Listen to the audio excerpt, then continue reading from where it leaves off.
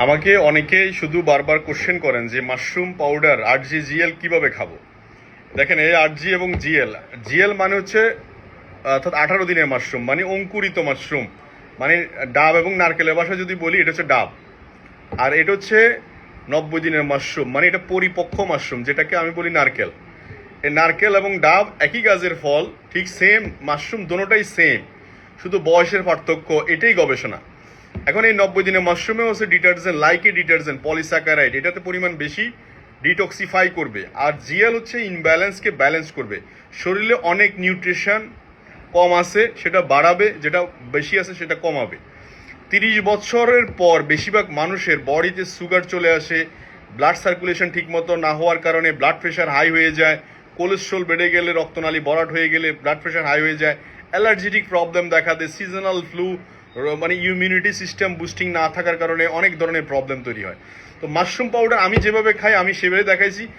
Mushroom অনেকে রান্না করে খেত, বিভিন্ন মাশরুম রান্না করে ফ্রাই করে বিভিন্নভাবে খায়। তো এটা আমাদেরকে doctor Lim company founder DXN cultivate করে, নিজেরা মাশরুম চাষাবাদ করে। সে মাশরুম আজকে আমাদেরকে আপনাদেরকে খাওয়ার জন্য পাউডার করে দিছে। এতে সহজ উপায় হচ্ছে আপনি সালাদের সাথে, বিভিন্ন ফ্রুটস সালাদের সাথে অ্যাড করতে পারেন, স্যুপের সাথে, চায়ের সাথে, কফির সাথে অ্যাড করতে পারেন।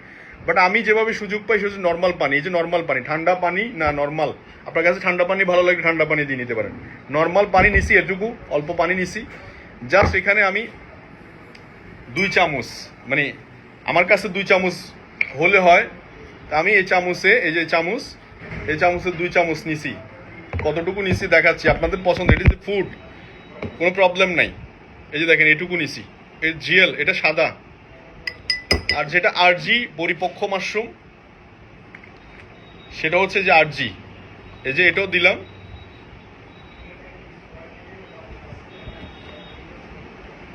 এই যে এটা দিলাম, এই যে দিলাম, বাস এটা গুলে নিব আর খেয়ে নিব। তার মানে মাশরুম হয়তো রান্না করে খাওয়া লাগতো, কিন্তু ডক্টর লিম আজকে রেডি করে দিছে, গুলে খাওয়া যাবে।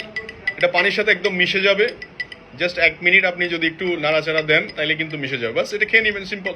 এবং সাথে 1 গ্লাস পানি খেয়ে নেবেন এটার সাথে। এবার সকালে হোক, বিকালে হোক, খালি পেটে হোক, ভরা পেটে হোক, আপনার যখন যেভাবে সুবিধা হয় ভালো নিতে পারেন। তবে খালি পেটে হলে বেশি সুবিধা কি, দ্রুত শরীরের সাথে মিশে যায়।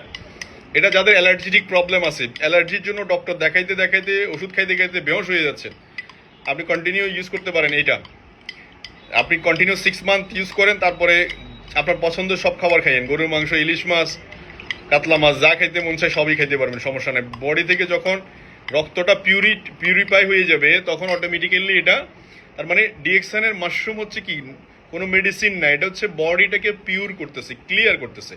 বডিতে যেমন জামা কাপড় ময়লা হইলে আমরা ওয়াশ করি, এটা হচ্ছে বডির ইন্টারনাল অর্গান ওয়াশ।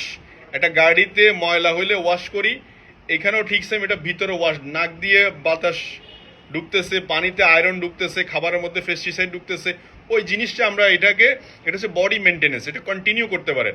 আর জিজিএল যারা কন্টিনিউ করবেন, 6 মান্থ কন্টিনিউ করবেন টানা, এবং প্রতিদিন করবেন। যাদের অসুস্থ বেশি তারা 2 বেলা কন্টিনিউ করবেন, সকালে এবং বিকালে। 6 মান্থ পরে কি হিসাব করবেন। কেউ যদি বলেন যে আমি কিছু বুঝতেছি না, আমি বলবো যে সোজা আপনার ডায়াগনোসিস সেন্টারে যাবেন, টিজি পরীক্ষা করবেন, আপনার কোলেস্ট্রল লেভেল পরীক্ষা করবেন কি অবস্থা, সুগার লেভেল পরীক্ষা করবেন কি অবস্থা। জাস্ট 2 থেকে 3 মাস ইউজ করার পরে আবার পরীক্ষাতে যান কি অবস্থা, তখন রেজাল্ট আপনার চোখের সামনে দেখবেন। আমাদের হার্টের যত্ন নেওয়া বেশি দরকার না চুলের যত্ন নেওয়া বেশি দরকার? হ্যাঁ, নিশ্চয়ই হার্টের যত্ন। তো এই জন্য বেশি বেশি করে 8GGL ইউজ করুন।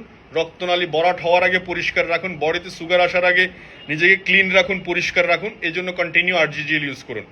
তো আমি কন্টিনিউ করতেছি, আপনিও কন্টিনিউ করতে পারেন।